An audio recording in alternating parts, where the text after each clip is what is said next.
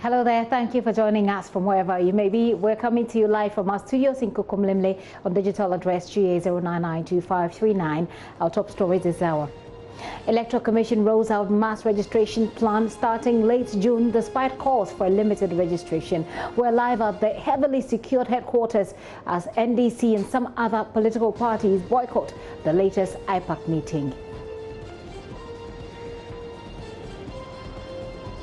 14-year-old allegedly defiled by 3 men, but her family calling for justice, says police is pushing for an out-of-court settlement. More as she says she was drugged and defiled in turns.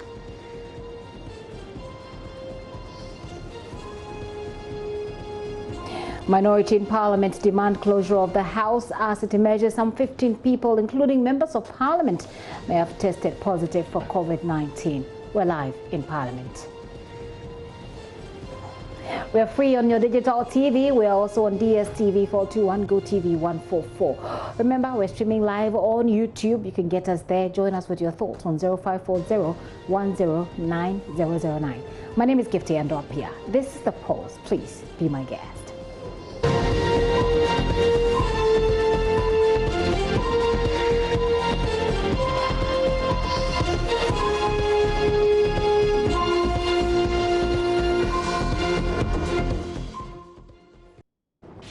You're welcome. This is your election headquarters, JoyNews. The Electoral Commission has detailed a comprehensive roadmap for the scheduled mass registration exercise. The EC is expected to begin the compilation of the new register starting from late June 2020. That's just next month. The process, we're learning, will be done within 40 days. This was disclosed to political parties at an IPAC meeting that's ongoing today. JoyNews' Kwesi Parker Wilson is joining me live from the EC headquarters here in Accra. Hello, Parker. You do hear me, I believe. Give us an update on the situation at the Electoral Commission headquarters so far.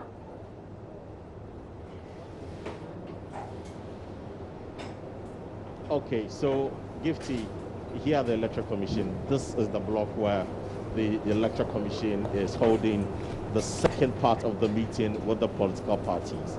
Now, let viewers understand that today's IPAC meeting was divided into 2 segments, where the Electoral Commission met with a group of political parties to discuss the roadmap for the mass registration exercise. Now, that meeting has ended.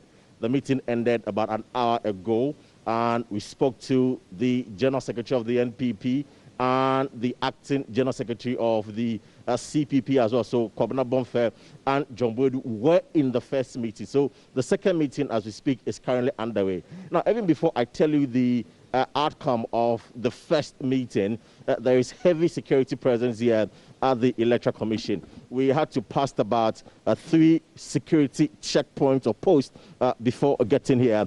And here as well, you realize that there are some armed policemen here. So just before you get into the building, the police will ask you a series of questions.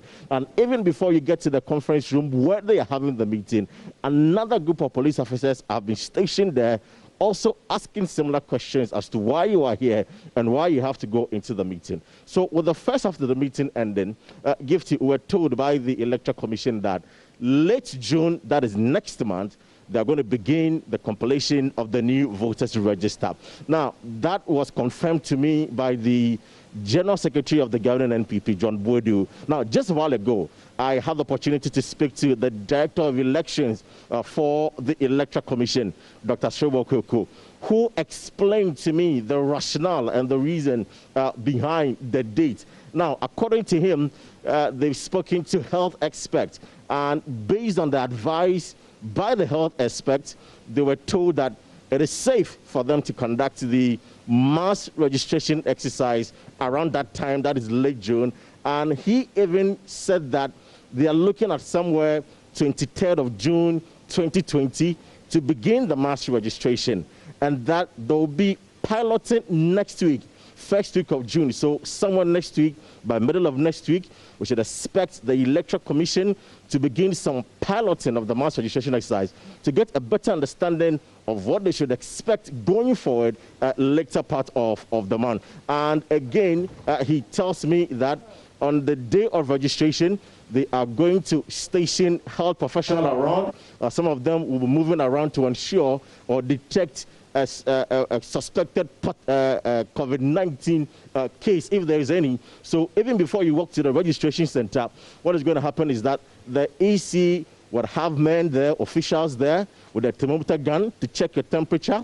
Whilst you move, you wash your hand, you sanitize your hand before you get to the electoral official, who will then register you. So you take off the mask, they see your face, they capture your face, then the process begins. Now, when you're done, then they see you out. So these are some of the measures they are putting in place to mitigate the spread of COVID-19 during the registration centers. And this, it tells me, is purely based on the advice from the health officials who have advised them that they can go ahead with the registration because it is safe for them. So this is the situation here at the Electoral Commission. And for the NPP, Gifty, let me say that John Boydu was excited about the outcome of today's meeting. When I spoke to him, he said that they were expecting it. The EC has always talked about the compilation of the voters register, and it's something they believe is the way to go for the conduct of the December polls, and that for them, they accept everything that the EC has said. They'll go out there to make sure that they canvass or they gather all their members, they mobilize them to go for this mass registration exercise. Now, Gifty, you know there's an issue where the NDC raised concerns about the NIA cards. Well, the EC, Dr. Shobokoku, tells me that they believe, or they are hoping that between now and perhaps the June 23 that they are expecting to start the registration exercise, the NIA will be able to issue all the cards to the prospective applicants for them to use it as a requirement for the registration. Now, even without that, you have individuals who can guarantee for you. So those who are having the passports and the Ghana card now can guarantee for at least 10 people so that they can also register them. So these are some of the things that have been, the Director of Elections for the Electoral Commission, Dr. Sibokweku, has been telling me, Gifty. It's interesting, Paka. We know that the NDC boycotted this particular election. Has the EC spoken to you about the absence of this major stakeholder from this IPAC meeting? Well, I spoke to the Director of Elections, and he tells me that an invitation was sent to the NDC for them to come and discuss the roadmap for the mass registration exercise. Well, they didn't attend the meeting. They cannot say for sure that they boycotted the meeting, but there were rumors that the NDC was going to decline the invitation. Well, for them, that is all they know. They don't want to comment on the merits of the boycott, but they know that the NDC did not show up in today's meeting. But the other political parties that were invited all attended the meeting, and they had a very peaceful conversation, even though some of the political parties raised some reservations about the EC's communication strategy. Going forward, they hope to better or advance that going forward into the December poll. So the merits as to why the NDC boycotted, the EC abstained from commenting on the matter. And Gifty, it's not just the NDC that boycotted today's IPAC meeting. The PNC as well also boycotted it with some explanation. Now, according to the party, they say that the arrangement doesn't favor them, where the Electoral Commission is meeting political parties in two different times. That's not fair. There wouldn't be some proper consultation because a group of political parties will come and have a discussion at the blind sides of the other group of political parties. They believe that when they all converge and discuss the issues, that is when they can come up with the proper and better resolution. But segmenting them is not the way to go, and that is the reason why they decided to boycott today's IPAC meeting. So for the second half of the meeting, as I mentioned, it's currently underway. And Gifty, something just happened a while ago. The leadership of UFP are also present. Now, when I was speaking to Dr. Bosman Asari, the Deputy Commissioner, we heard some noises on the floor, so he had to go and check. We were told that the UFP flag bearer, or the founder of UFP, has been prevented from entering the meeting.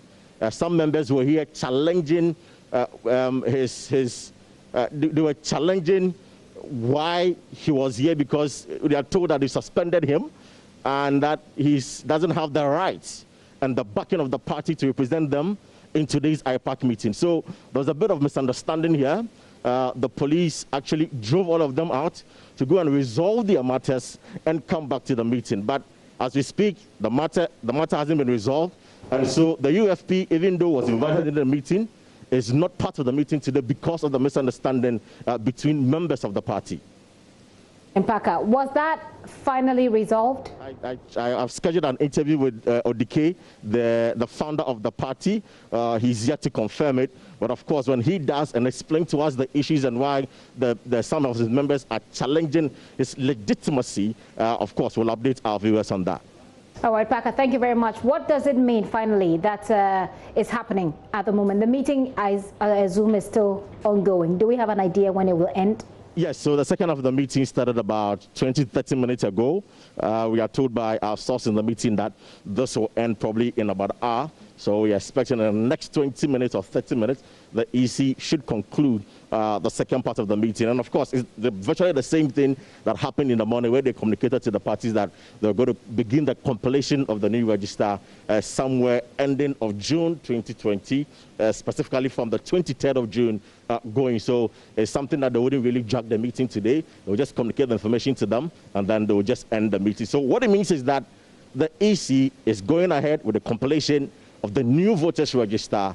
And so the NPP has said that they're going to mobilize their members to mass up at the registration centers to register in order for them to have the opportunity to vote in the December polls. Paka, thank you very much. As and when there is any further development and we're still here on the show, we'll come to you, but otherwise we get it in the subsequent bulletins. Kwesi Paka Wilson there, a member of the political desk, covering for us from the Electoral Commission headquarters, that IPAC meeting ongoing right this minute. We'll get more as and when there is. But talking about elections, and here at your election headquarters, Ayawaso West Wuogon has been one of the most contended, if you like, spaces as far as politics and the constituencies are concerned. The NDC parliamentary candidate for that constituency, John Dumelo, has been talking about his political ambitions with me. He also talks about how his party is prepared to resist any what he calls intimidation in this election. You've seen the amount of work that the NPP put in during this by-election. I mean, the streets of University of Ghana, for example, was lined up with people carrying placards for the NPP. In fact, the NPP gurus were all out campaigning. It looks like a seat that the party is bent on keeping. What is the John Dumelo strategy to snatch the seat out of the NPP? I mean, mind you, there were two factors. The first factor is that the late member of parliament, which is Honorable Ejako, had passed away. And so it was like, okay, sympathy. Let us vote for her because she's, you know, the wife of the late honorable member of parliament. And so it's like, okay, Tumamina Tiaso, sort of. And so she won a lot of sympathy votes. That's the first one. The second one was the fact that it was a by-election, and at that time there was no other election happening in the country, and so you would find everybody descending into Ayawaso West to sort of support her. And so these were the two factors. And so when you look at these factors, it's not really a matter of, oh, there were a lot of people there were placards, you know, it was a by-election, and every by-election, that is what happens. Everybody descends onto whichever constituency it is to campaign, and campaign well. And so for me, these two factors, I mean, because it was a by-election, that's exactly what happened. I want to bring you back to Ayawaso West Wuogon by-election. Yes. On the day that this happened, where were you? I was on Legon campus. I woke up at 4 a.m. By 5 a.m. I was at 7 polling stations. By 6 a.m. I was on Legon campus.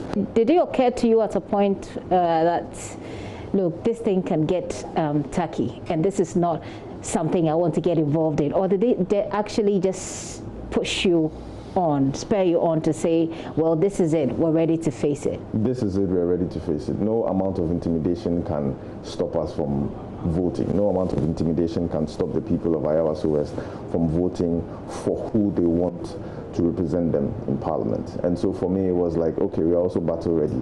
Let's move into 2020 and let's get the seat. They set up a commission to look into this matter. The commission sat for quite a substantive amount of number of days. We had our own Professor Mensa Bonsu, we have Justice Emil Short, we had great people of our time there. What do you make of the reports that they put together, first of all, before we get to government's reaction? I mean, the report was okay. I mean, I found nothing wrong with the report. I found nothing wrong with the recommendations. You know, so for me, I had nothing wrong with the commission that was set up.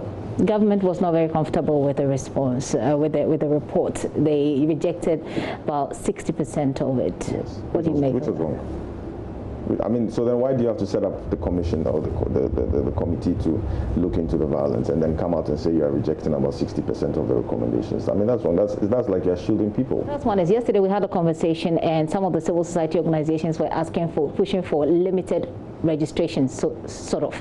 Yes. Oh, yeah. So because they were looking at the COVID election and COVID-19, that it would be safer if you have fewer people to manage, if you have fewer people, and they thought that a limited registration of sort will help. Yes. What's your perspective on that? I think that's a step in the right direction. Having limited registration. Look, if you are now going to re-register 18 million people, as against a fraction of that when it comes to limited registration. And so we are in COVID-19 times, like you said.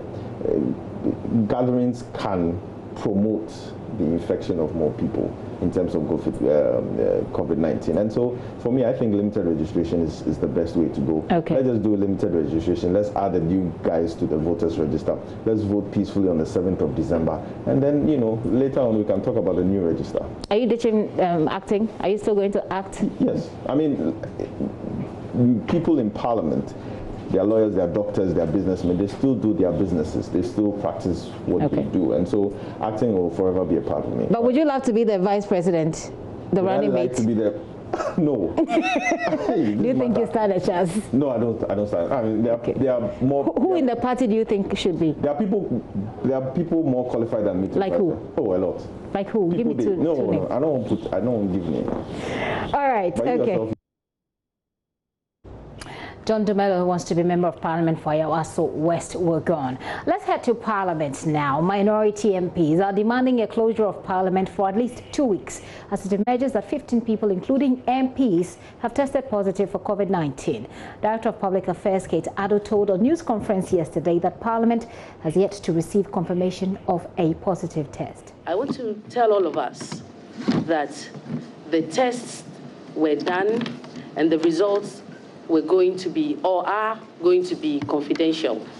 The protocol is that if you are testing, if you test positive, you will receive a call, a phone call from the National Response Team, and the team will inform you of your status, and then you follow the necessary arrangements for quarantining and then for access to medication. We haven't received any information that any member of Parliament or any staff has got any such call. Therefore, it is putting matters ahead of their schedule. If media houses would report that that has actually happened when we ourselves have not had any such information. We recognize that the media houses do have their sources and they may have spoken to persons outside of Parliament. But we also do want to state that as an institution, we are very cautious. From the start, we've been very cautious about dealing, with either the possible introduction or even spread of the disease. And we've taken all precautions to ensure that not only are members and staff safe, but all of us who come here either as journalists or visitors. And therefore, such reports tend to create fear and panic, and we would like to request that the respected station would retract and come to us. We are ready to give them whatever information we have. And if they have very concrete information, they would put out their sources so that we'll all have our peace of mind. Because as we sit now, this is very uncomfortable for us.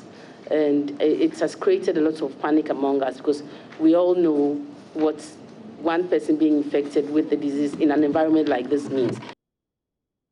Ketado speaks for Parliament, and she said that yesterday. Today, the Minority Chief Whip Mubarak Muhammad Muntaka told Daniel Dazi on the Joy Prime Morning Show that the status of each of the 2 MPs and 13 parliamentary service staff had been communicated to them. What happened in Parliament and what you've heard that was being said is the fact, is the truth. What happened? The understanding was that not all MPs and staff have tested. Okay. So are we going to create this panic so that the few that are left to test will not go forward to test? Or we are going to find a way of getting everybody to test so that we would know the scope of our challenge and how to deal with it? Perfectly, I agree with that. But once the information goes out, if you ask me, how will I have communicated or responded to that? I would have simply said that, look, we want to plead with the Ghanaian public, especially the media, in reporting this, that, look, we are not done with the testing. Please don't create panic. Let us finish the testing by Saturday. And when it becomes necessary to communicate to you on anything that has happened, we will do that. And leave it at that. But when you go out and you know that what happened is a fact, and you I don't know what the intention was, and you lie to the people that pay us, you are doing 3 things. You are endangering the life of the rest of the MPs. You are endangering the life of the rest of the staff. You are endangering the life of the general Ghanaian population. When they finished the testing, initially they were calling one-on-one. Then they had this discussion with us. I mean, I'm the whip on the minority side. Okay. That, look, the numbers are huge. This is what we want to do. Can you put on your platform all those who do not receive call from us, who have tested for Wednesday, and by Saturday they've not received a call from us, should assume they are negative. And we'll only call those who are positive. Okay. I get it. Okay. Now, when they have tested Wednesday and Thursday, and on Wednesday, 1 MP and 1 staff tested positive. And on Thursday, 1 MP and 12 staff tested positive. They have to do contact tracing. They have to isolate these persons. Has that been done? Yes. So far as I'm concerned, yes, that has been done. And they are now continuing with the contact tracing. Because then we said, then they just understand that if you test everybody, then it automatically gives the opportunity for almost every other person around the house to be tested. And I say this, I mean, with a lot of pain, because I believe that national interest must be protected at all times. Have you spoken to the leadership of Parliament and the Public Affairs Department after you had that news conference? I called the public director. I said, I've seen something signed by you, because I mean today you have a lot of fake news going around. So I called and said, did you sign this? And she said, yes. I said, who told you that? And she mentioned the wrong one. I said, look, that was a lie. Why must we lie to the public? What did she say when you told her this? Because obviously, she will not be around the table that this will be discussed. So she will not know. To be fair to her, she will not be able to tell. But the one who told her. Who is that? The majority leader, of course. At least that's what she told me. Look out for an interview with the majority leader on PM Express tonight with Evans Mensah right here on this channel. But the mass testing of MPs and parliamentary service staff was a directive by the Speaker of Parliament, Professor Michael Quay. NDC MP for Adaklu, Kwame Agbuja, says Parliament should close down for at least 2 weeks in the light of this revelation. The news of confirmation that 2 or 3 colleagues, in addition to other staff, have COVID shouldn't be taken as a surprise. Parliament is a house of the people, so a lot of the public, we interact with the public. I was in my constituency the whole of last week. I returned only part of Sunday. So we are not a group of people who are in a cocoon somewhere that can be protected that way. It's not a killer disease, though we all have to play our roles, follow the protocols to minimize the potential of catching COVID.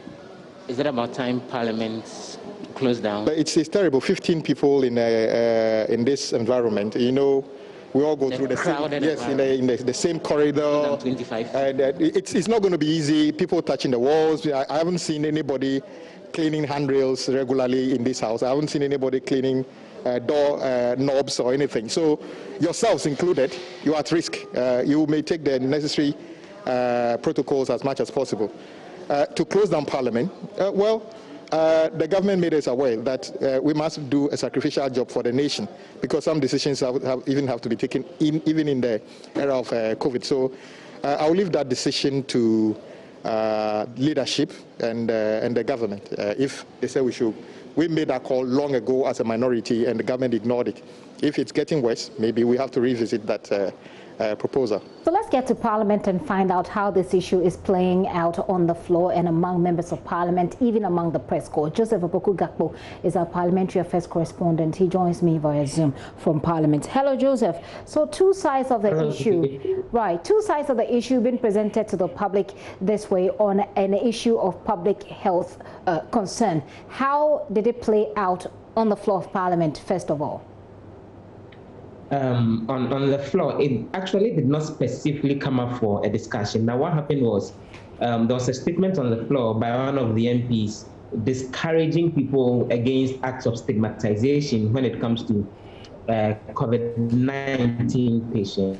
And after he delivered that statement, then there were contributions from various members of Parliament, including Samuel Kujetua Blackwell, who is the MP for North Tongue, as well as Joseph Ilechire, who is the MP for One West. And in the various contributions to the conversation around COVID-19 stigmatization, then some of the MPs kept throwing in cautions to Parliament specifically. Kujetua Blackwell was making the point that he wasn't happy with how Parliament as an institution has handled what he says are the test results that have emerged following the COVID-19 tests that were done here in Parliament last week, and he thinks that Parliament should harmonize that properly. In fact, when he made that point, the Speaker, Professor Michael Quay, pulled brakes on the comment that he was making and indicated that it wasn't fully part of the main discussions on the floor, and so then he should desist from getting into that. Joseph Ilechire, who is also an NDC MP, equally strayed into that particular conversation, urging Parliament to harmonize its public disclosures on issues having to do with COVID-19. And Mr. Ilechire made the point that he was also not happy that, in his words, Parliament is trying to hide incidents of COVID-19 that have been reported in the House. And so those bits and pieces played out. Speaker Professor Michael Quay, in rounding up a conversation on that, made the point that Parliament as an institution will actually go by the protocols that say when it comes to communication on those who have tested positive or otherwise, these are personal issues. And so that's a world acclaimed standard in the handling. And so that's exactly how the House will abide by any specific communication with regards to those who've tested positive or otherwise. And so those conversations have been happening, but generally MPs have been urging the public to desist from stigmatizing people who become infected with COVID-19 and desist from attacking their families and all of that. Individual members of Parliament, when you interact with them, how do they feel about this? Do they also give you the sense that indeed some people have tested positive? Well, precisely, particularly those on the minority side, even from the comments that were actually made right on the floor from Mr. Blackwell, from Mr. Ilechire, the other MPs, including Kwame Agboja and all, they are very much fully convinced by the details that was put out by Muntaka Mubarak that there's been a confirmation of some of the MPs testing positive. And even for those on the majority side, the conversation is had that you do a testing of 690 plus people. There is no way that any conclusion can be drawn that none of them tested positive. So that sense is there that in the conversation with the MP, they are convinced some of their colleagues may have tested positive and all, except that they then make the point that they will take the necessary steps and they are calling for the various rolling out of the necessary protective protocols so that more MPs are not affected in the end. When it comes to the conversation around the closure of Parliament, beyond Kwame Agboja, who is the MP for Adaklu, Ras Mubarak, who is the MP for Kumbungu, is also pushing for that the House doesn't have any urgent business that it's dealing with, and so the House should be closed down for at least 2 weeks, so that then all MPs and staff can self-isolate so the cases don't spread. But Muntaka Mubarak, when I spoke to him, made a point that you need to complete the tracing, the contact tracing, and be 100% certain. And he actually put a threshold to it that if it gets to a point where more than 100 people have tested positive, then that becomes a basis to possibly close Parliament. But he thinks that if the numbers of those who end up being positive are minimal, and there is evidence that they've not been in contact with all members of Parliament, then you would have no business closing the House. So he thinks that's a decision that should be arrived on after the upcoming test that's expected to take place on Thursday and Friday, the staff here in Parliament House. Is a group that Parliament has indicated will be a part of this testing.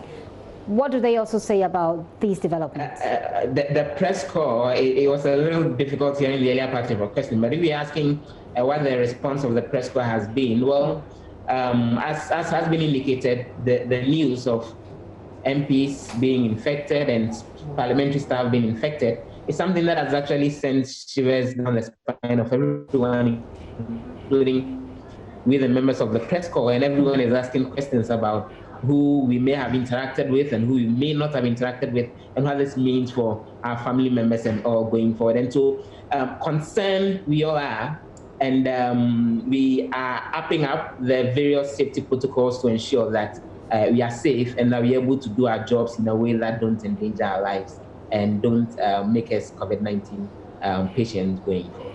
Joseph, thank you for that update. Joseph Opoku Gakpo is our Parliamentary Affairs correspondent joining me from Parliament. Joined on the line right now also by the Director of Public Affairs for Parliament, Kate Addo.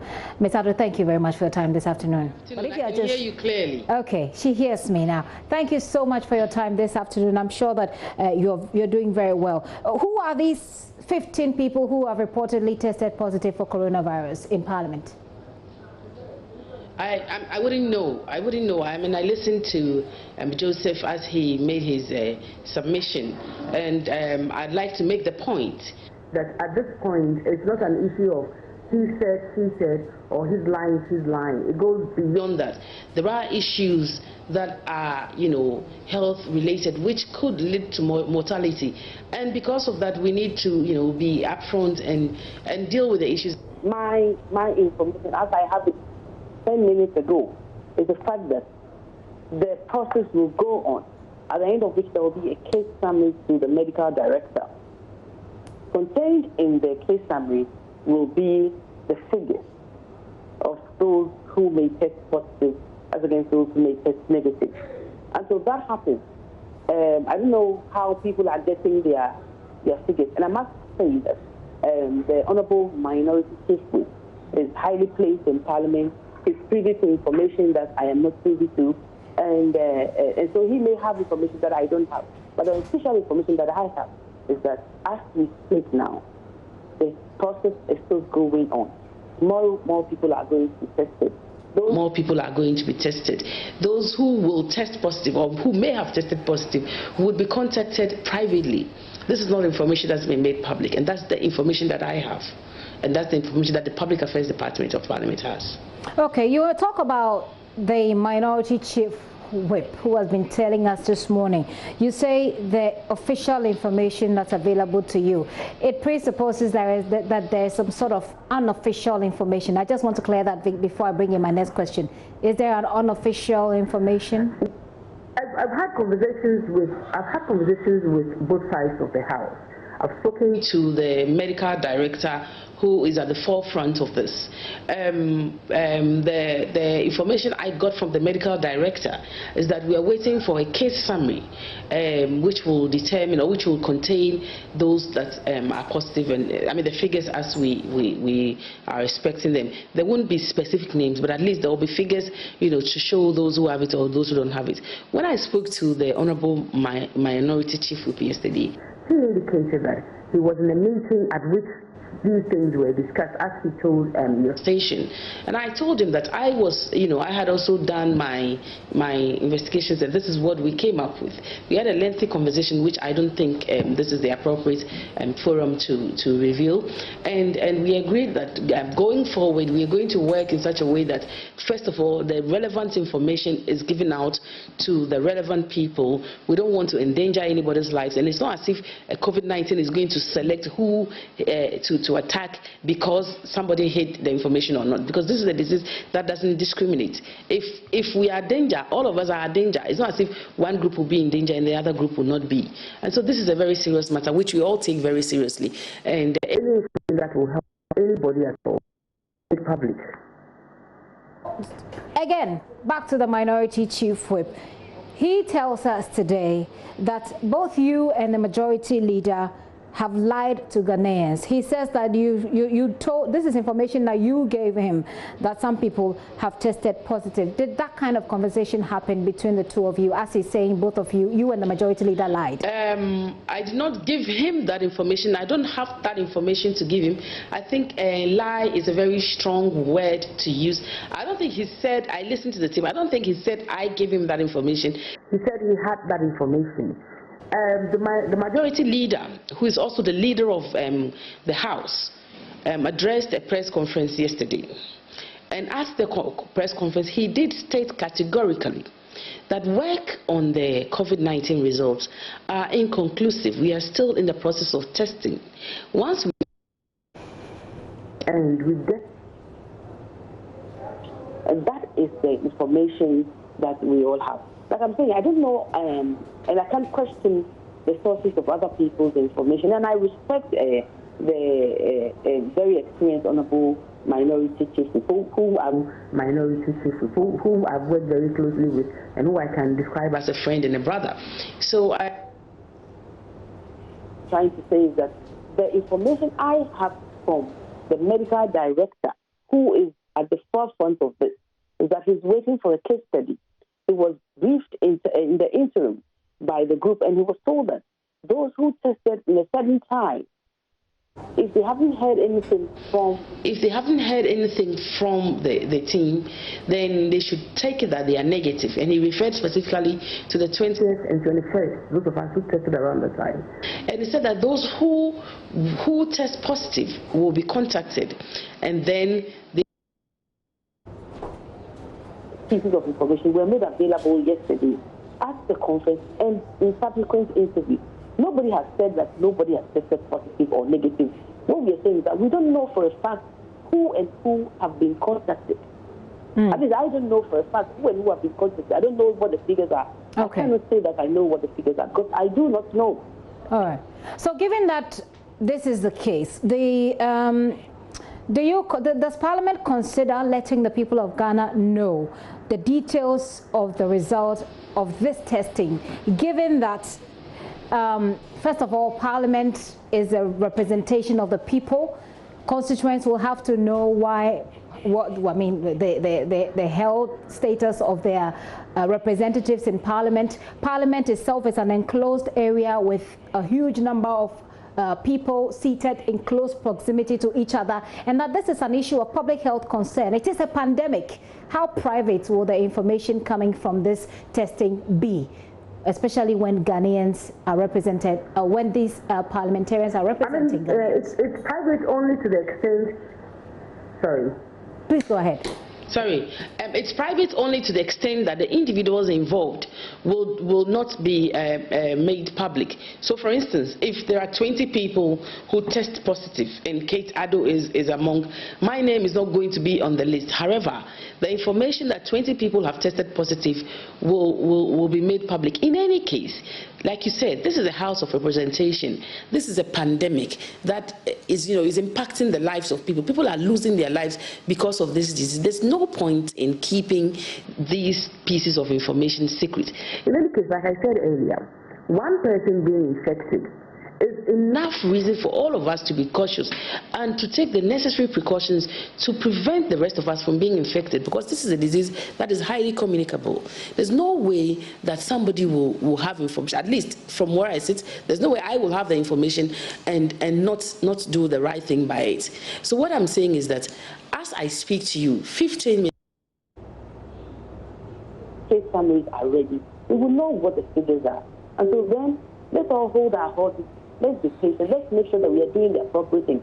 Those who will be called will be given the necessary protocols to observe. In any case, once you get the call that you are positive, you are not coming back to Parliament. You are going to isolation. And then you are going to follow the necessary treatment protocol. You are going to isolation, and then you are going to follow the necessary treatment protocols.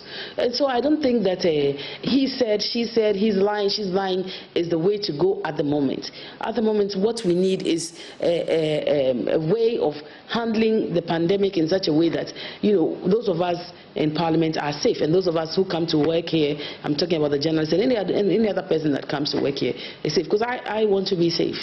Exactly. I want to be safe too, but I talk to Joseph Gakpo every single day. Joseph comes to the office and we are also in an enclosed area. So I am also feeling that my safety is linked to Parliament. And so that's a very serious concern. But now that you are testing, the minority is alleging that 15 people have tested positive. The majority, yesterday held this press conference with you, said it is not true. But Joseph tells me that in the conversations that he's had, some of even the members of wait. What? May I just a point of correction, please? All right. Just a point of correction. It's not as if anybody said it is not true. What was said was that we do not know for a fact that this is what it is. So it could be less, it could be more, it could be there, it could not be there. You see, that's the point that I'm trying I've been trying to, put across all this while. If you look at the release that we issued, we said Parliament's COVID-19 results not yet known. We don't know the entire report. It's okay to say that at this point, this is what the information we have, if we have it, just so that people know, what we are doing. But if we do not have it, then it becomes difficult to put nothing on nothing. Fair enough, fair enough. And I was going to come to that precisely. The point I was going to make is that some members of Parliament, even on the majority side, seem to have this conversation that if you're testing about 600 people or so or more, there is the possibility that you could have a case. In that case, the calls by the minority that Parliament be closed down for at least 2 weeks, is that something that Parliament is considering?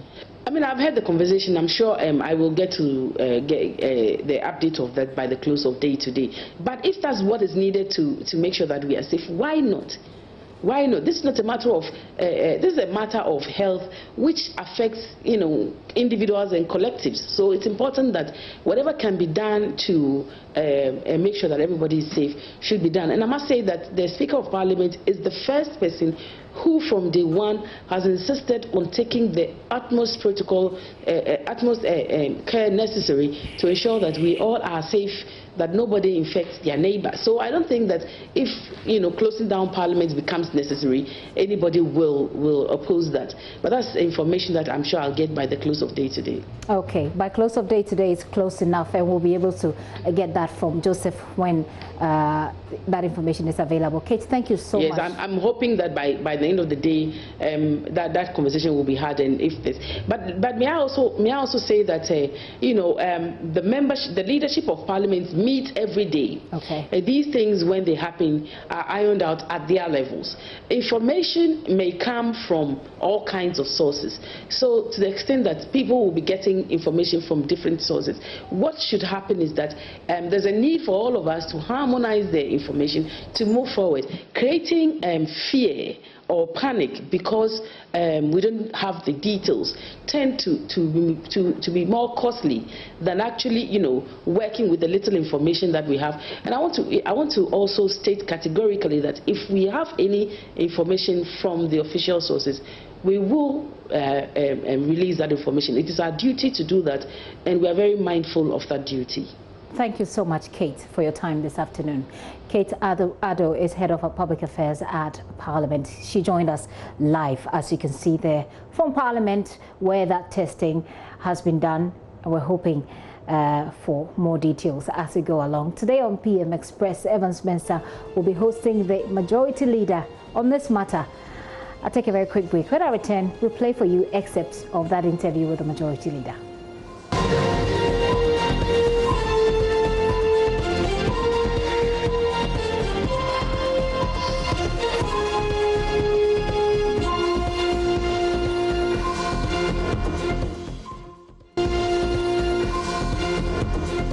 Welcome to Frontline, a part of the program where we dedicate to frontline workers. So today on Frontline, we put the attention on nurses and midwives at the heart of COVID-19 battle.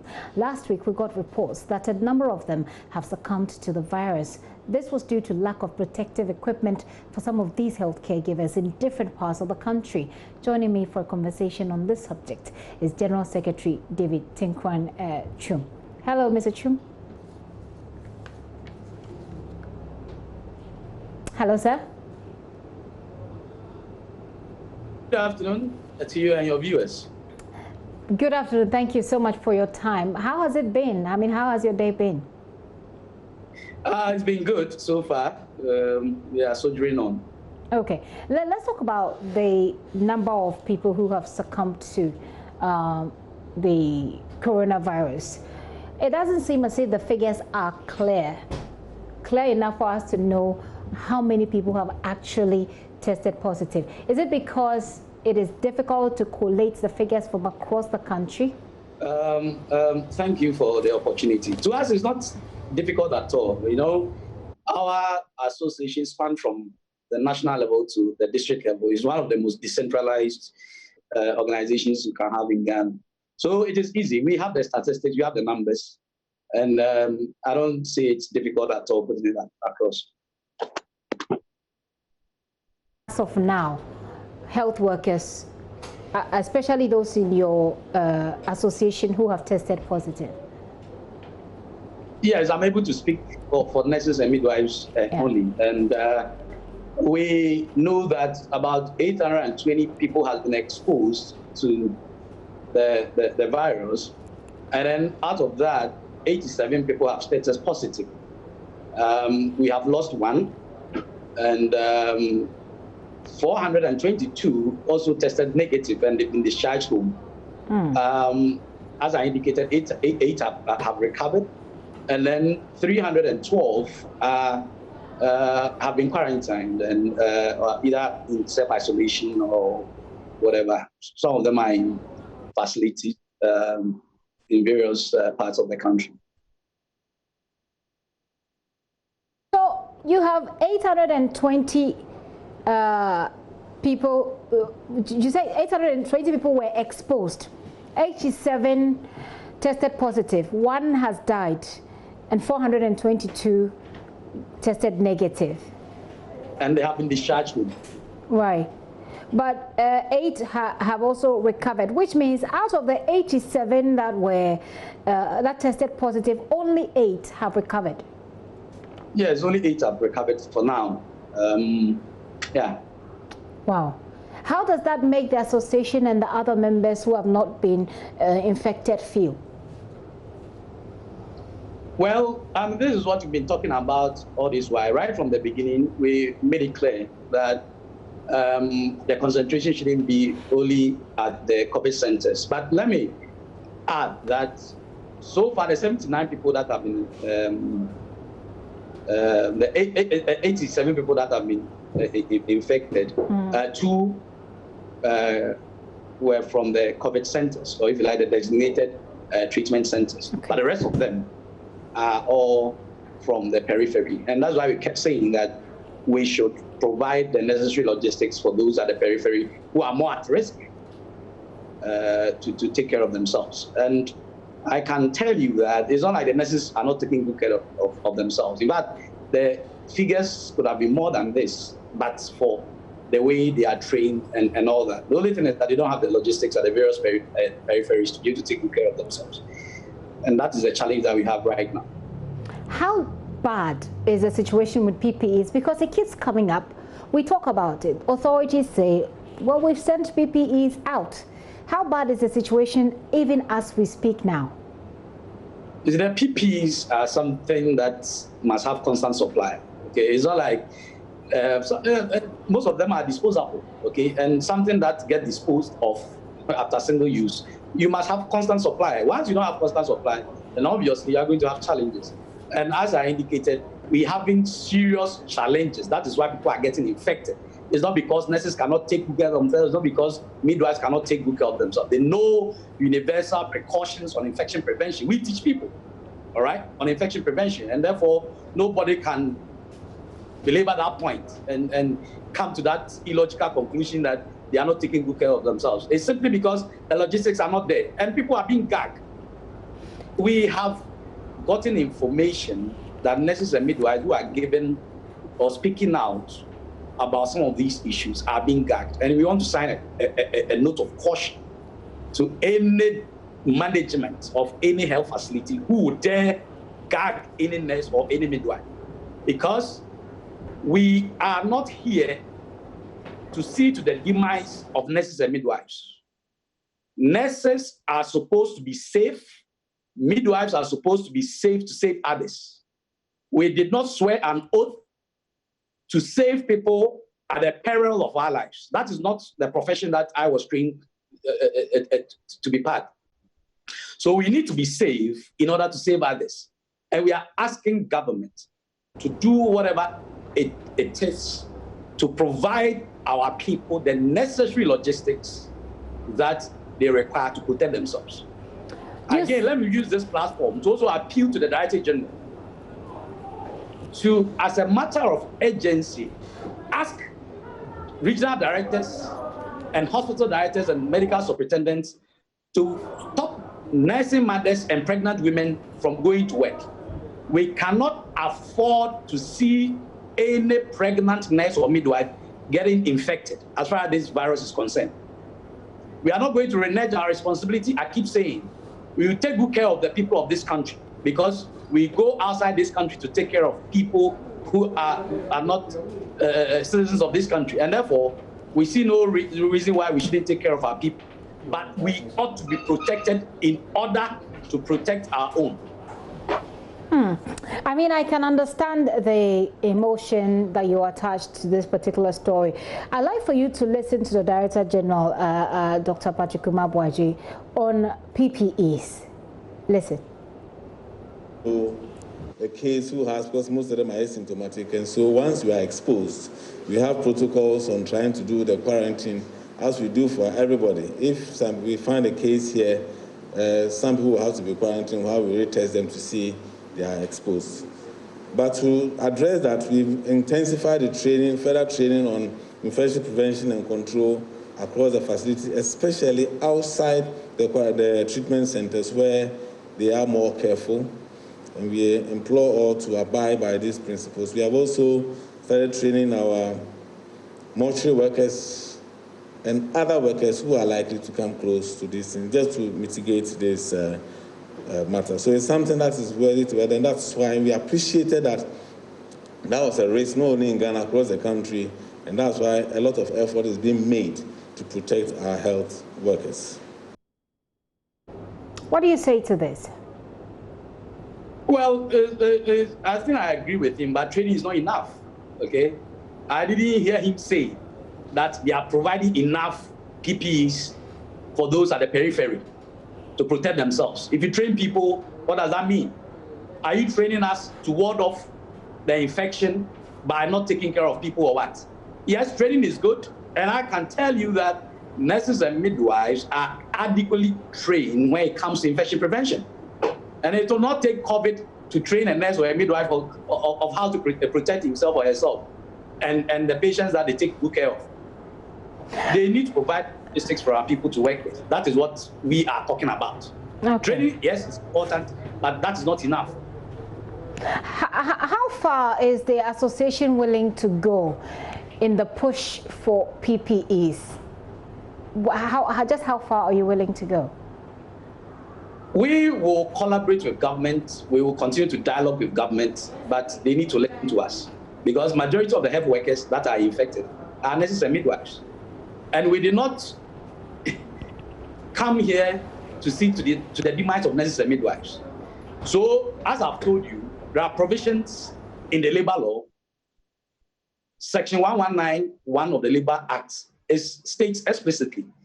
But we don't want to get to that level. But looking at the way nurses and midwives are getting exposed and infected, if nothing is done about it, we will get there, where we will ask our people to take such actions that are clothed by the provisions in the labor law.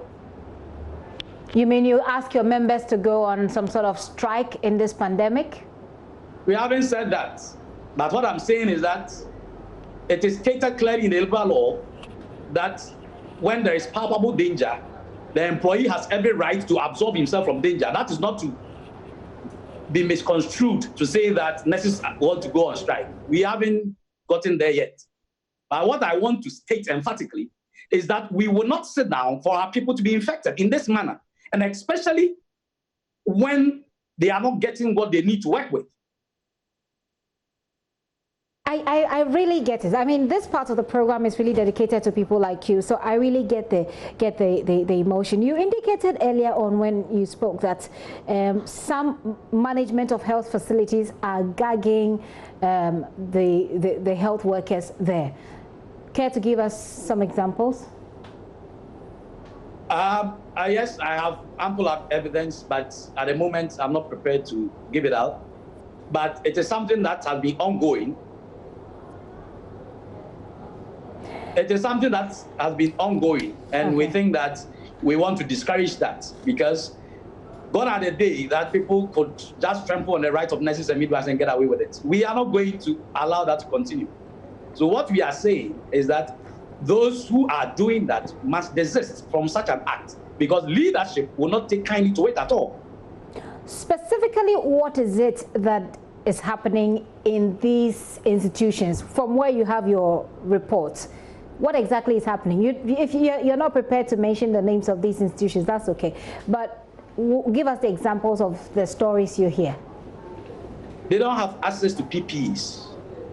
And then when they complain, management have the cause to, speak to them in a manner as if, they think that when you report, then you are tarnishing the reputation or the image of the hospital. Meanwhile, the life of the nurse is more important than the reputation of that hospital. True. All right? I have accounts where even a medical doctor was reprimanded simply because he spoke about lack of PPE. I'm not speaking for doctors, I'm speaking for nurses and midwives.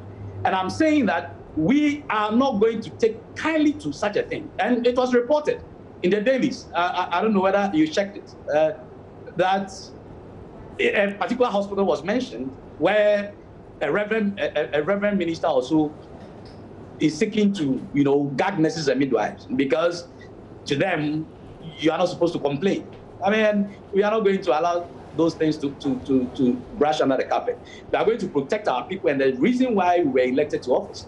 All right, and we want to make it clear that as much as we want to collaborate with government to fight this infection, we will not sit down for our people to be infected. And because we are not soldiers, it is a soldier who swears an oath to protect the territorial integrity of a country at the expense of his life. We didn't swear any oath to protect the life of people at the expense of our life. We are prepared to fight this infection, but not at the expense of our life. That must be made clear. I've actually run out of words, quite frankly. How much time do authorities who have to respond to these concerns have, especially referring to the labor law that you quoted earlier? Well, this is an ongoing process, and that's why we keep saying that we are not out of the woods yet. You see, it baffles me when people think that we are out of the woods. The infection rate keeps on rising. Okay, regions that hitherto did not record any case have started recording cases. So if anybody think that we are out of the woods, I'm sorry to say that we are not there yet as a country, and we need to exercise great circumspection. We are waiting on the president. We don't know whom the president is speaking to. Of course, he has experts that he's talking to. But what we nurses and midwives in this country want to say is that majority of the health workers are nurses and midwives. And majority of those who are being infected are nurses and midwives. And therefore, our input must be sought in coming to any determination. Otherwise, we will advise ourselves. I'm wrapping up this conversation, but you indicated that there is a specific case that has been reported in the dailies. It hasn't come to my attention. Which institution is this? If it's reported in the dailies, it's already out there anyway. Well, I shouldn't take me to put it out. I'm not prepared to put it out, as I indicated earlier on. It is not out of cowardice or anything, but I think that those managements will set up and do the needful, because we are not going to take kindly to it at all. No nurse, no midwife can be intimidated in this country. No nurse, no midwife's rights can be trampled upon. We will not allow that to happen in this country. I gave you the chance to speak to nurses and midwives or people of your association who may be watching you right now. A moment of encouragement. All right. What the leadership of the Ghana Registered Nurses and Midwives Association are telling nurses and midwives in this country is that they should have confidence in leadership. We are not going to abandon them at all in this trying moment. They should continue to give up their best to take good care of the people of this country, and we will do whatever it is in our power to get whatever they need to be able to do their work in safety. Thank you very much, sir, this afternoon. General Secretary of the Ghana Registered Nurses and Midwives Association, they're joining us here on the front line. His name is David Tenkwan-Chum. So far, we're hearing from him today that 820 nurses and midwives have been exposed. 87 of them have tested positive. One person has died. 422 422 tested negative, but 8 have recovered. Out of the 87 positive cases, only 8 have recovered. So obviously it means that this is taking a toll on the health services where they work. He's raising a lot of concerns, including gagging of some of their members. He says he's talking about lack of PPEs, and that's exposing or increasing their risk of exposure. Let's still stay on this here on Frontline. Head of Health Desk, Fred Smith, joins me to right. This is actually it for Frontline. Let's wrap it up on Frontline. And we say a big thank you to all of our Frontline workers. I'll come back with Fred Smith. Let's get the updates now, the global updates. I'll be taking you to Germany shortly, but head of our health desk, Fred Smith, joins me with the global updates. How is it looking? Is it getting any better? Fred. So Fred will join us. We just want to take a look at the global picture. You do know that the numbers keep increasing. Even though the recoveries increase the same rate, the numbers increase. The WHO Regional Director for Africa, by the way, Dr. Matidiso Moeti, has been commending Ghana and Senegal for our testing protocols. Speaking on the WHO live COVID updates, Dr. Moeti said Africa is not recording more cases due to lack of testing capacities in some African countries. I'd like to say is very much to support and echo your core message of we are not complacent. So these apparently low numbers in Africa, the low proportion of cases, of the global cases that Africa represents, I think is in the context of very challenged systems where we to see a big wave of cases coming in the region. So for me, this emphasizes the need for our governments to continue, expand. We're advising them very strongly to raise the capacity both for the public health actions, organize our capacity to provide care and treatment while we continue to ensure the availability of essential services for the population. So it's just to say we encourage continuing. We will not also let down our guard at all, and we are absolutely determined to work with our partners, with the African Union, with professionals in Africa, with civil society, and very importantly, with communities and people, where it's our duty to help people understand and to help them feel empowered and enabled to take the actions that they need to take, because they are not the subjects of government interventions. Things work best if people themselves understand and take the actions that are needed. So again, a shout out for African people. I thank them so much for the courage that they've showed, the forbearance under sometimes difficult circumstances, and we are committed to continue in this fight with them. Are put in place that we are seeing this slower picture in Africa. It's true that, and it was stated by Professor Samba So, that there have been challenges with testing in some of the African countries, especially with access to the testing kits that are very difficult to find on the international market. We have seen some countries ramp up their training, their testing, like Ghana and Senegal. But in those countries, we have not seen then a similar huge increase in positive cases. So we think there may be some underestimation, but we don't think there's a huge underestimation of the cases in Africa. And are using also our influenza surveillance network to monitor on the syndromic level what sort of cases might be being underrepresented as COVID in countries. So we think it's the measures put in place and the fact that the virus arrived later in Africa when there was already some experience in other regions. Time now for us to take a look at what's happening in Europe, and we go to Germany. Now the country takes over the European Union Council presidency on July 1, even as the country enters an economic recession due to coronavirus.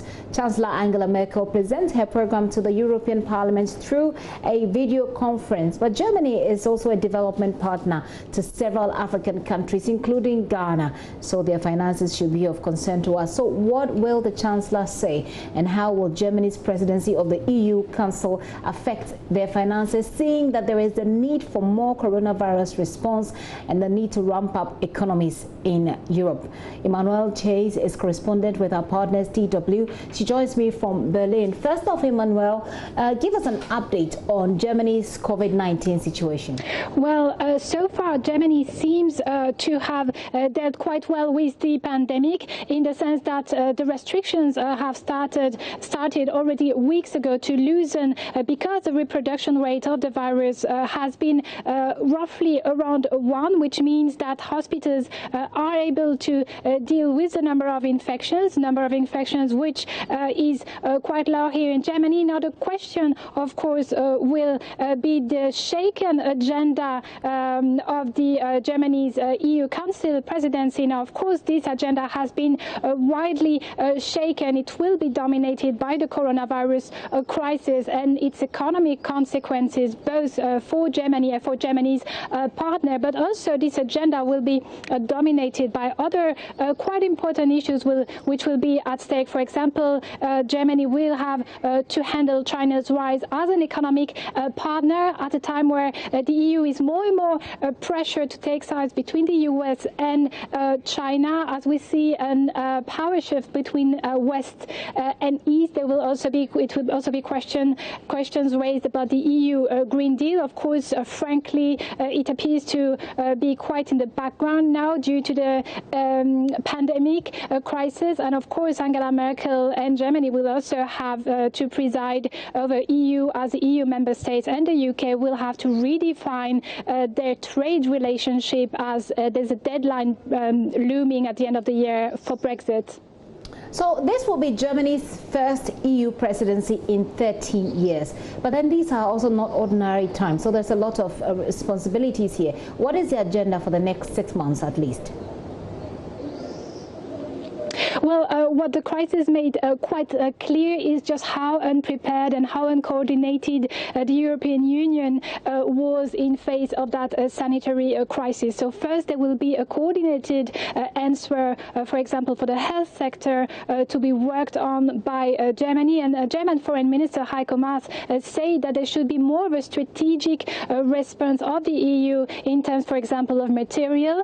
We've seen plenty of EU countries having to resort to China, for example, for masks or for a ventilator. And of course, the economic revival of the EU will be discussed. We saw Angela Merkel and Emmanuel Macron, the French president, proposing a 500 billion euros aid package to help out the EU to restart the economic union, but also to restart all businesses, and that includes also exportations, which Germany very much depends on.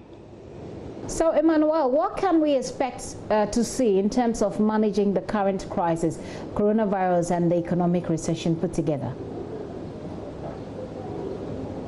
Well, what we can expect, and of course what we can hope for, is for more coordination on an EU level as to a health fast, coordinated answer in case of the pandemic, of the current one, but also looking ahead for further challenges. What was really very much lacking this time was that coordinated answer. So that will be something that the European Union will have to work on. And of course, on the economic level, there's a financial response brought by the European Union, and that's exactly where things will be difficult, because there are several opinions on that. Should it be grants? Should it be subventions, loans, short-term loans? And European countries actually don't agree on the form. So that will be one of the main challenges for Germany, is to unify these answers economically, and to make to make all partners, all EU partners, agree on how exactly they can answer to that crisis, to that current economic crisis. So then, this is Angela Merkel's last opportunity to work on her legacy on the international stage. I must say, she has been quite focused on Africa. What is to be expected in this regard? Well, you know, here comes Angela Merkel's golden opportunity to assert her legacy on the European stage. She was known previously in years past for being quite a fierce opponent to a mutualization of the debt. And now Angela Merkel is actually championing a rescue package that will see the EU commonly borrowing money for the financial markets, so as to alleviate the financial burden of the worst affected states. That's quite significant. That's quite a huge political U-turn, and it's quite symbolic here in Germany. It also has a very good reason, as you say. That's Angela Merkel's last term as a German chancellor. So there is no election deadline at stake. There's no strings attached really for the chancellor to work on her European legacy. So she has nothing to lose, and she can just now show how much of Europe she has in her. Well, Emmanuel, it's very difficult times, I must say, for the entire world. But to add a recession to the coronavirus, that's certainly difficult. We'll see how that goes. So thank you so much for that update from Berlin, Germany. Emmanuel Chase there.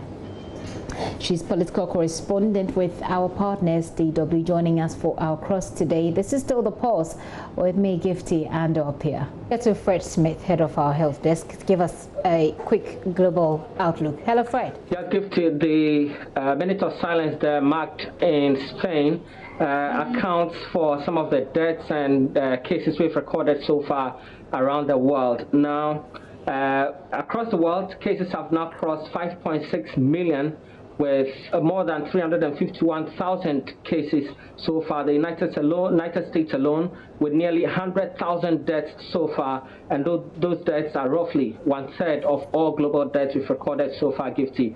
Now, the case count in the United States is now 1.7 million, with nearly 385,000 recoveries. That's good news over there. The World Health Organization has now confirmed that the Americas are now at the center of the epidemic, as the cases there are surging. In Brazil, it's another headache for the World Health Organization, with cases rising sharply to more than 391 cases and 24,000 deaths. That's the highest after the United States. The Pan American Health Organization is warning of very tough weeks ahead in the Americas. The WHO's South America Region Director, Carissa Etienne, has also warned that now is not the time for countries to be lifting the restrictions they imposed to slow the spread of coronavirus. Now, as you know, many parts of the United States have started easing restrictions imposed to halt the spread of the virus. And New York Stock Exchange, Gifty, I'm sure you heard, reopened not long ago. And then other businesses are also reopening in the United States in response to the, the rising cases. New Zealand is in day 5 of no new infections, and that's one good news we can talk about today. In Europe, 7 countries follow the United States and Brazil, and they are Russia, the UK, Spain, Italy, France, Germany, and Turkey, in that order. The EU and Japan are now pushing for huge stimulus packages to try and revive their economies. In Africa, there are concerns that COVID-19 aid has delayed in coming in, and as the cases are rising here. South Africa, with more than 24,000 cases, they are the African countries with the highest cases. I'm sure you heard the rumors that state-owned South Africa Airways is resuming flights, Gifty. There's no truth in that. In fact, it remains under bankruptcy protection after it grounded flights in March over the spread of coronavirus. South Africa Airways staff have also been unpaid, on unpaid leave since the beginning of this month. And in West Africa, Gifty, total confirmed cases stand at 30,000 and more, with 655 deaths, with Nigeria contributing nearly half of those deaths. Ghana, as you know now, with 7,117 cases and 34 deaths so far. 60% of them here in Ghana are males, and then 40 are females. And that's your latest on COVID-19 around the world, Gifty. Fred, thank you. Fred Smith is head of our health desk there, bringing us up to speed on what's happening across the globe as far as COVID-19 is concerned. Let's come back home and take a look at some other stories. A 14-year-old girl has allegedly been defiled by 3 people, but her family says police investigators want them to settle the matter out of court. The victim, whose name has been withheld, says she was sexually assaulted for 3 days before being released to go home. JoyNews' Henry Kwesi Bedu has been speaking to the victim as she provides a detailed account of what she went through. One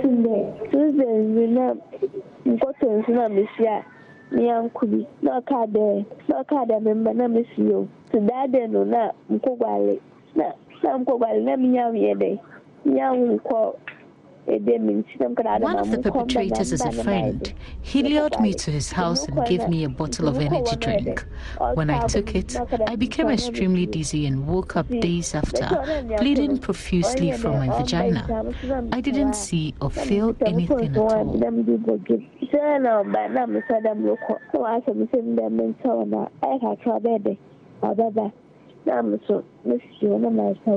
I could be myself. I couldn't myself for them to know the so she made it. I'm no question upon that. After that, on the middle, the mammy best friend. So I can all look happen. It's an upon them the dow. See, with that one, and upon with that one, then there could be a living. Okay, a nab and a better hand is in me. No, I got to rush them, but so me wish she did. The damn moon. That's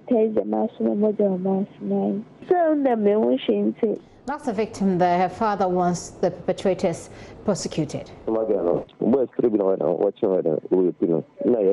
Case in police station. My daughter was raped by 3 young men. After we reported the incident to the police, the boys were arrested as my daughter was also admitted for 5 days at a health facility in the community. I was later told the young men have been released and the police are insisting we do an out-of-court settlement. But this, I disagree. This was on my blind side. We want the law to take its full course. I suspect the families of the perpetrators have given the police some money. When you want to bill for what them I done away, not talk about some poor bill on the other. So I hear about one. Was one of the catching the fee, 1 parent on something 1 more bill. It was just there on coffee, who could be damn at Seattle. You can't know about them done. So where's why I try? See at this way you could me, you couldn't count. I'm so couldn't count them. Where's no 14 years, or 19 years. The case has since Friday been handed over to the Western Regional Directorate of the Domestic Violence and Victim Support Unit. She trusts us to follow up on the story. We'll take a break. We'll be right back.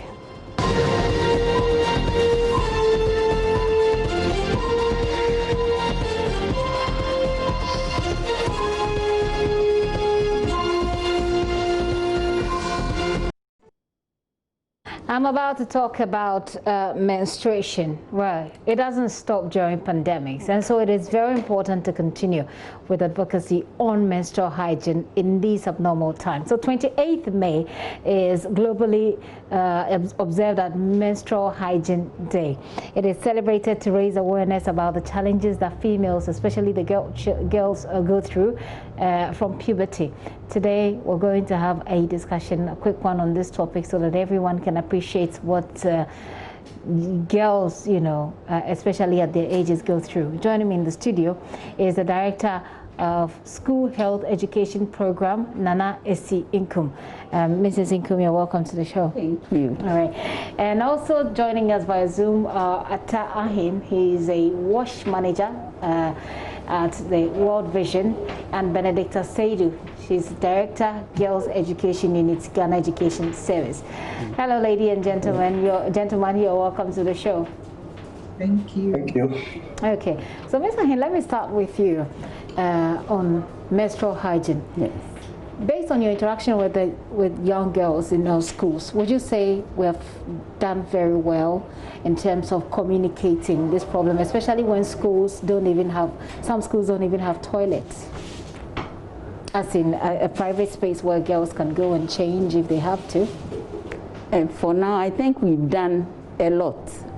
We've improved. We've improved because of the education that we have put in place for girls in our schools. Okay. We, through support from UNICEF, have developed materials that are used for menstrual hygiene management education. And this is done sometimes in club meetings.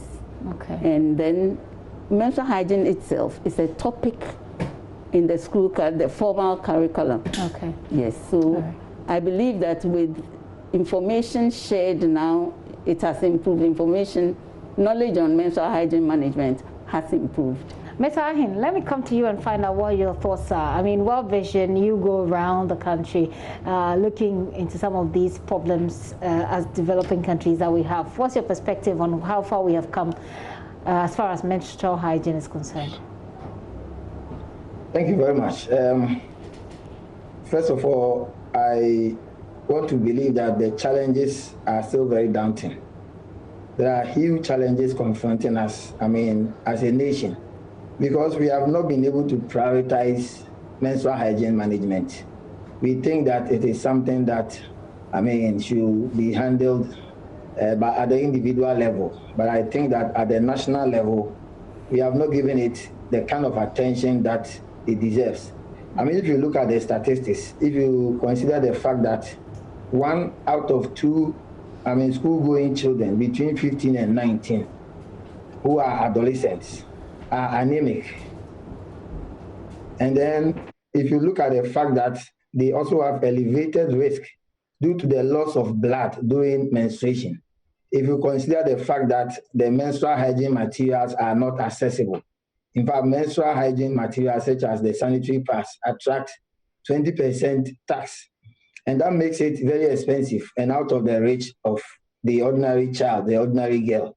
So some of these reasons are why I think that we can better prioritize it and pay a lot more attention to it.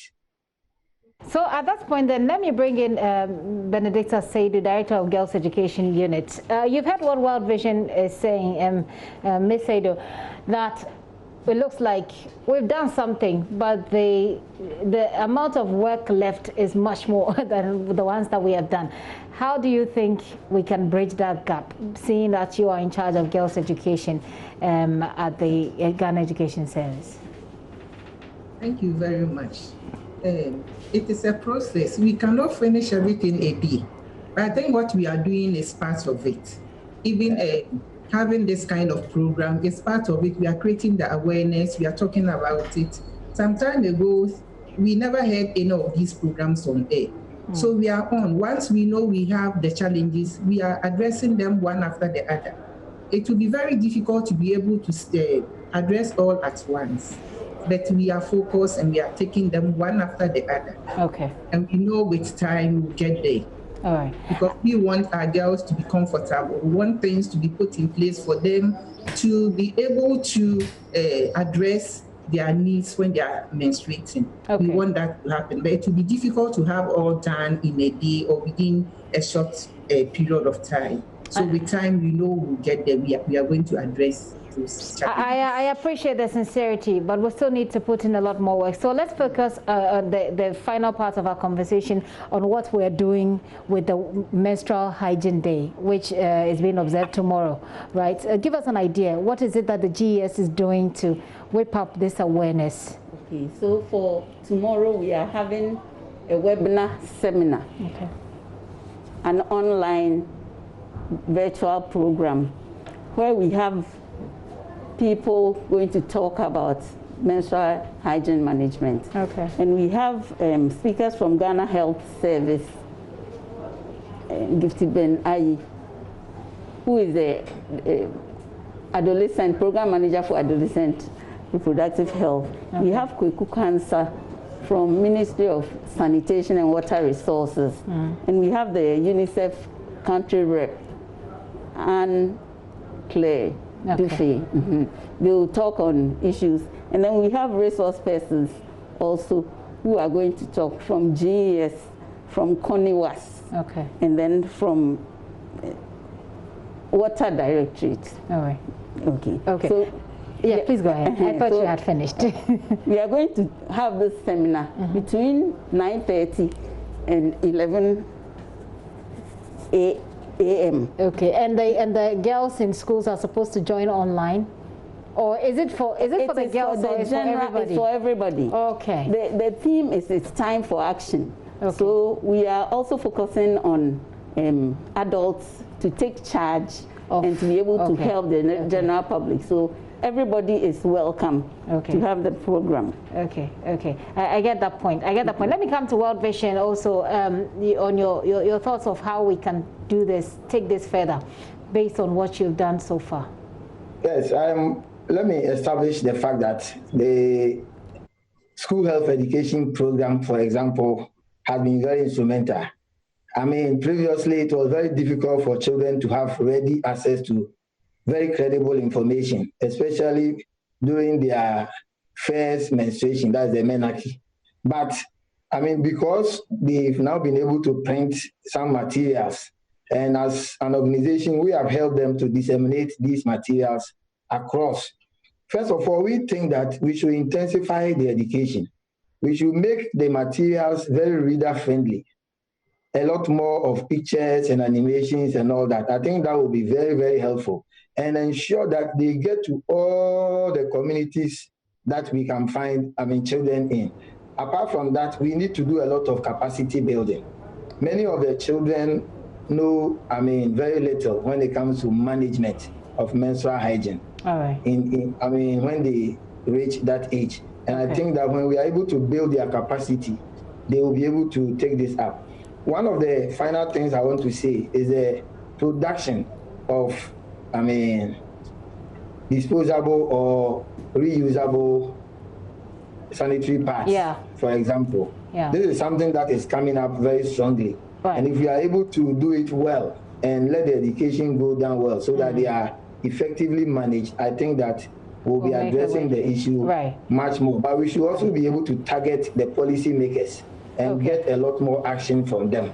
Because so far, I think that very little has been done from that level. Okay, we'll try and make some time so we have a more comprehensive conversation about this. But I'd like to thank you all for joining us in this conversation. So tomorrow is the day that they do this webinar. The Ghana Education Service is asking you to join in. How can people join? Through No problem. We'll get that. We'll get that and share it with the rest of our viewers. But I've been having this conversation with Nana Esi Inkum. She's a director of SHEP unit at Ghana Education Service. I also had on Zoom joining us Ms. Ata Ahin with WASH, the manager for World Vision, and also Benedicta Seidu, director Girls Education Unit. I'm sorry that we didn't have a lot of time to talk about this, but I would love to have a comprehensive conversation about this with especially even young girls and see how I myself can partner you in that awareness creation for young girls, something that's very dear to my heart. But before we wrap up the show, climate smart agricultural practices. Yesterday I told you about it. Today we're taking you back to the northern region of Ghana, where a yam seed production company has adopted a new approach of planting yams. Take a look.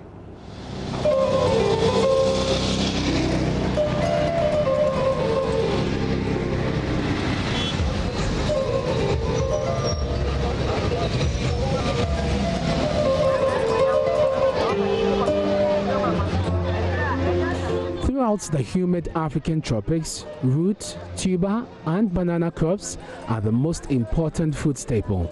Approximately 300 million people in developing countries depend on RTB value chain, namely cassava, potato, sweet potato, bananas, and yams for food security and income. Yam is an important staple food crop in Ghana and is produced throughout the country. Ghana is the leading exporter of yam, despite the fact that it is the third largest producer in the world after Nigeria and Cote d'Ivoire. Like most things in the world today, climate change is a major threat to yam production systems.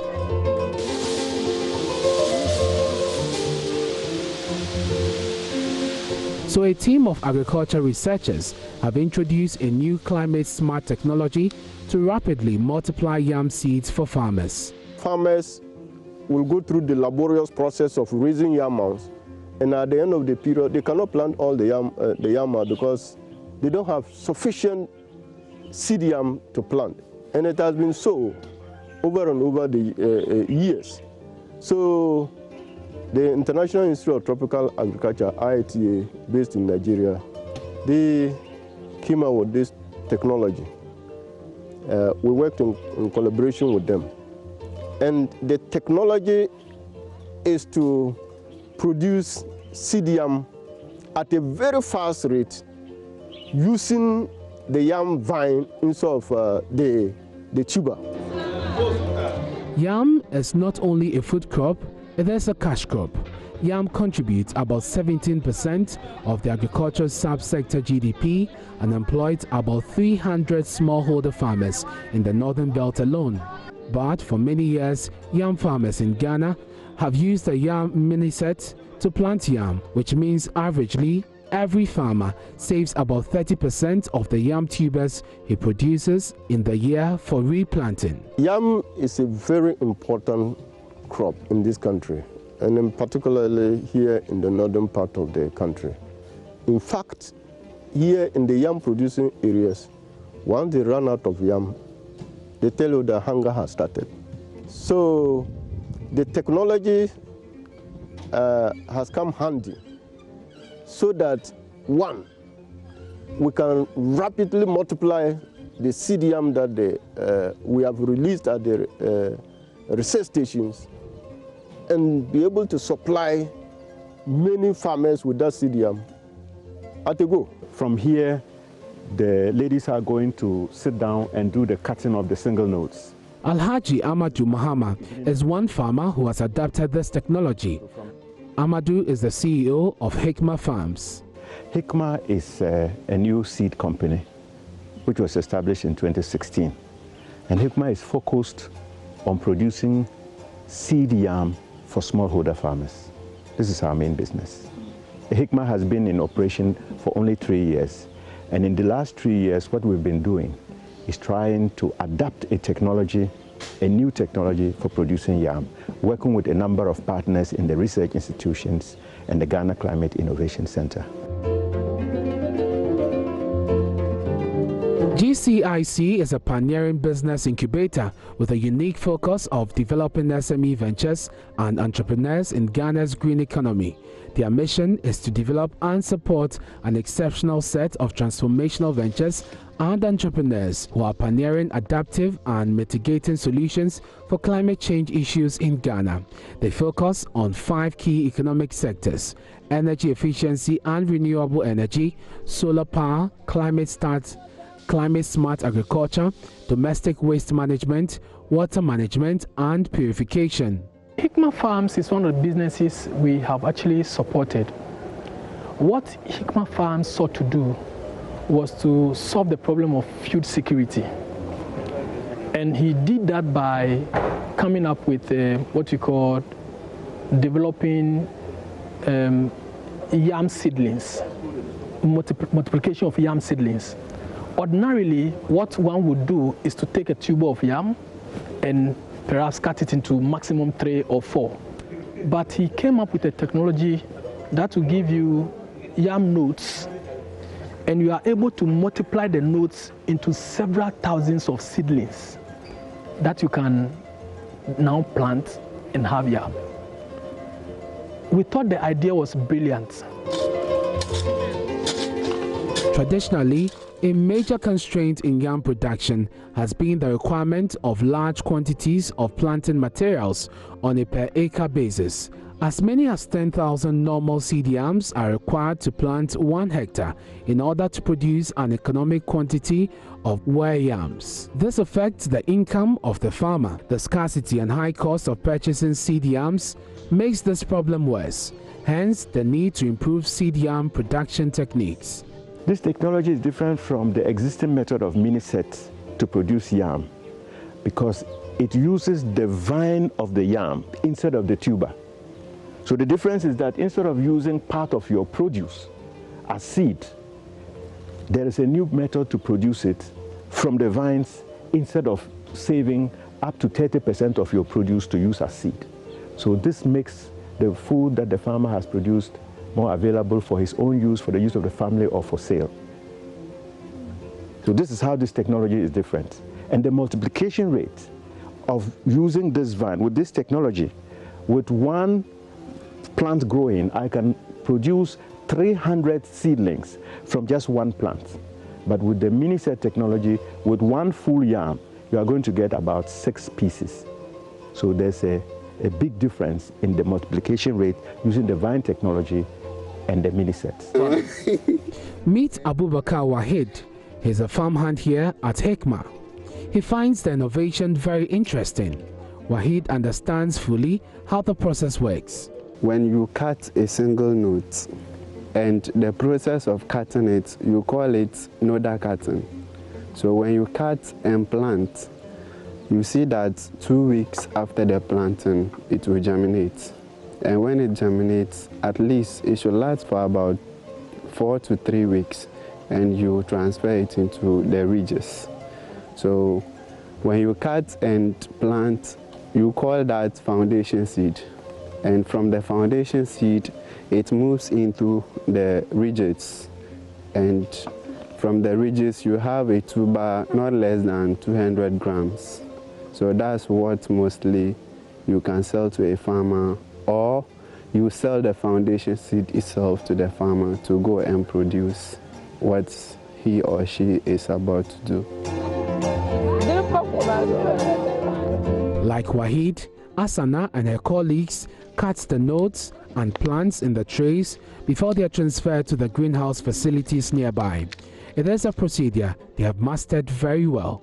Technology makes things easier in a way than the way they used to.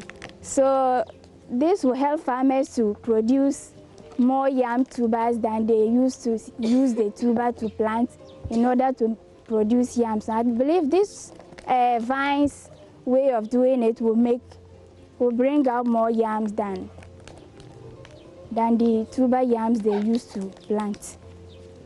And obviously when you get a high yield of this, since it's a new thing, we are hoping and praying that farmers will make high yield of this new way of planting yams so that they can make more money. This is one of our primary objectives, to make farming more interesting to young people. What you see them doing is using skills that they have learned in school. These young people, some of them have training from agri schools, some of them have just completed high school, but with the basic levels of education that they are able to adapt to this technology very, very quickly, and they are very willing to learn and to come into farming as a business. We see them not only as employees, but in the future, some of these people can become our outgrowers and actually run farming as small businesses at their various locations. So already we are seeing a very positive impact of this on young people. It is changing their mindset that farming is just carrying a hoe. You know, they are seeing this as a new way to farm, and they are very happy about it. Alhaji goes around the greenhouse to ensure that the plants are growing well. The greenhouse is needed to enhance the proper growth of the yam seeds in a regulated climate condition. We do that using heat extractors, a misting system, and circulatory fans. And all this equipment operates through a smart switch, which will turn on and off depending on the requirements that we have set. We've set some requirements that the temperature and humidity shouldn't exceed. As soon as that is achieved, the systems will come on and bring the temperatures down to the levels that we want. Okay, so I can see this, this soil or whatever, this substance. What is it and how does it help in the culturing of the yam seedling? What you see here is cocoa peat. Cocoa peat is a soilless media. It is the substrate that is used to grow in hydroponic conditions. So in this greenhouse, once again, we grow in a soilless media using cocoa peat as the planting media. It originally comes from coconut husk, but this is a processed material which has been imported for the purpose of growing in hydroponics. How efficient are the systems that you use here? When about the nutrients that is supplied to the plants and its relevance to climate smart agriculture? You see, in this whole place, we try to maximize the use, in fact, let's call it optimize the use of all resources. First of all, we are doing 5,000 plants in this small area, and we are using measured quantities of water. You see, this room is very dry, but the plants are looking lush and green. It's because we are measuring the water and irrigating 7 minutes a day, twice a day. And that is enough water and nutrients mixed. All that is done through our irrigation system, through these irrigation drip lines. Our irrigation system is automated to run twice a day for 7 minutes. And this is powered from our own solar power system. Here at Hikmah, we are running on climate control. So we're trying to control two things, the heat and the humidity. So these two components are very important for us because we need this greenhouse to be at one stable temperature.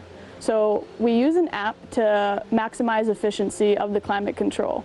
With this app, we're able to look at the temperature and the humidity, and if it drops below a certain degree, aka 37 degrees, the misters, the circulatory fans, the aeroponics pump, and the irrigation pump will all come on to make sure that it stays below that temperature. Amidou has not always been a farmer. He retired from his job in the power sector to pursue a career in farming. This innovation is for him a practical way of fighting the devastating impact of climate change and improving food security. We are looking at the impact from the point of view of our target. We expect smallholder yam farmers to be able to add value to their businesses. We expect smallholder farmers to be able to make more profit. And from that, we expect our business to grow. We expect our business to grow slowly. Even though we have a good product, we know that it's going to take time for farmers to buy into this new product, looking at the experience of the adoption of improved seeds. Even though it's proved that improved seeds is the foundation of transformation of agriculture, it's a slow process, and we have that in perspective as we grow. The second thing we are looking at is that over the next 5 years, we expect to be able to expand our production to at least 10 million seedlings in this facility here. And these 10 million seedlings will focus on varieties that are important, especially for the export market. The export market for yam is a very lucrative market. And this market is constrained because of the availability of the elite varieties that's preferred in the export market, like the Pune and the Rava. This technology can multiply all that in a very short time. So we expect the export market, which is a premium market, to patronize our products. So if we are able to multiply the seed yam, and then we are able to supply farmers, and they get sufficient quantities to plant, definitely the yam mounds will not be empty again. They will plant whatever acreage that they plan to grow in a particular year, and probably even expand, because seed yam will no longer be a constraint. Hikmah Agri-Services and its partners are working very hard at producing clean seed yam and focusing on the deployment of climate-smart yam varieties that yield better in water-stressed environments. Our partners, who are the International Institute of Tropical Agriculture, the CSIR Savannah Research Institute, and the CSIR Crops Research Institute, and finally the Ghana Climate Innovation Center. These partners have all in various ways provided us with technical and financial support to do a number of interventions to augment our own resources to move this intervention as far as we've come. We are looking forward to additional partners in the private sector and the development sector to join us in what we are doing so that this technology can be rolled out very quickly to farmers, since this can change the face of yam farming in Ghana in a very short time. Having gone there to see the real things for ourselves, we feel that in the next couple of years, food security as far as yam is concerned should be a thing of the past. Having done the demonstration farm and the willingness and appreciation of the people and the fact that they've indicated this is something we really wanted and we've seen it, then we feel that it's going to work. Despite the abundance of resources for agric production, Ghana remains a net importer of food with outdated production methods and inefficient value chains. Climate adaptation solutions to agriculture, like what Hajj and his team at Hikmah is doing, will improve production and increase the resiliency of smallholder farmers in climate change.